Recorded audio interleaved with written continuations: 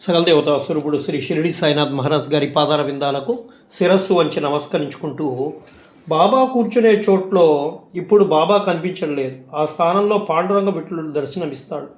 తన కులదైవాన్ని తన ఇష్టదైవాన్ని చూడగానే దాసగను భక్తిపూర్వక భావవేశం పెలుగుగింది. దేవా, దేవాదిదేవ, వాసుదేవ, పండరినాథ, పాండురంగ, ఇక్కడ నీ దివ్య దర్శన భాగ్యాన్ని మిచ్చి షిరిడి సాయిబాబాయే నీవని సత్యాన్ని ప్రకటించి నాకు జ్ఞానోదయం కలిగించావు ప్రభు. పండరినాథ, షిరిడీనాథ, బాబా నా తండ్రి ఆదిదేవ, నీ దివ్యలీలలు ప్రదర్శనని గాంచిన నా జన్మ చరితార్థమైంది బాబా. నా జీవితాంతం వరకు నీ సేవా భాగ్యాన్ని నాకు అనుగ్రహించు దేవా, అనుగ్రహించు అంటూ భక్తితో ఆనంద పారవస్యంతో ప్రార్థించాడు దాసగడు.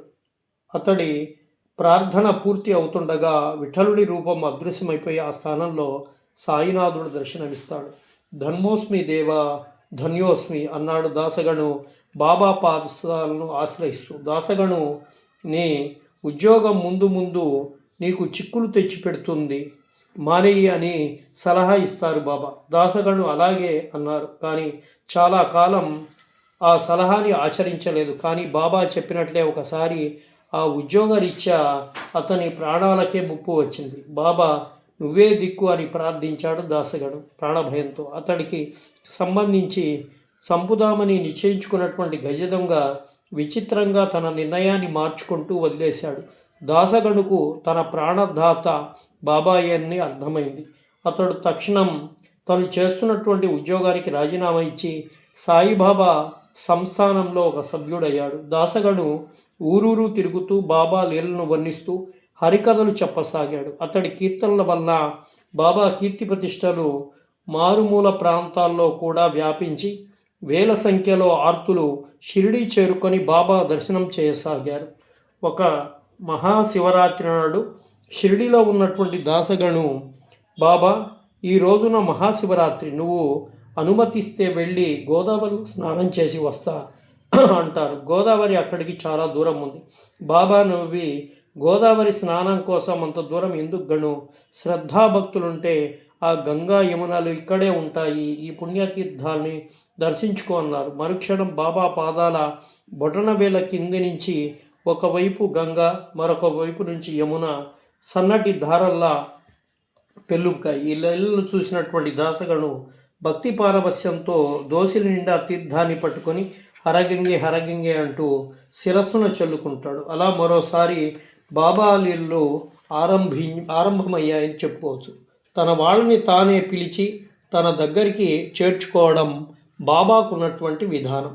నారాయణ గోవింద చందోర్కర్ ఆ జిల్లా కలెక్టర్కి కార్యదర్శిగా ప్రమోషన్ మీద కోపర్గాం చేరారు. షిరిడి గ్రామ కరణమైనటువంటి అప్పా కులకర్ని జమాబందీ కోసం జిల్లా కేంద్రమైనటువంటి కోపర్గాం వెళ్ళడానికి బాబా అనుమతి కోరుతాడు. బాబా తల ఊపి నానాసాహెబ్ని నేను రమ్మన్నానని చెప్పు అంటాడు. నానాసాహెబ్ అంటే ఎవరో అప్పా కులకర్ణికి తెలియదు.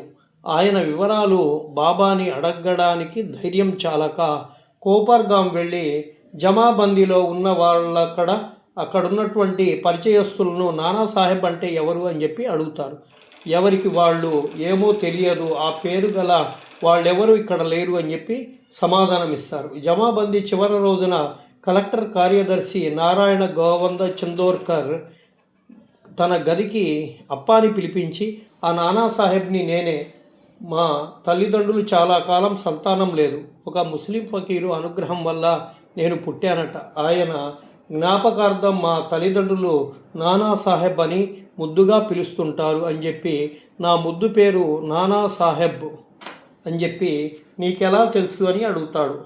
నాన్న చెప్పినదంతా ఆశ్చర్యంతో నోరు తెరుచుకొని విన్న అప్ప తేరుకుంటూ, మీ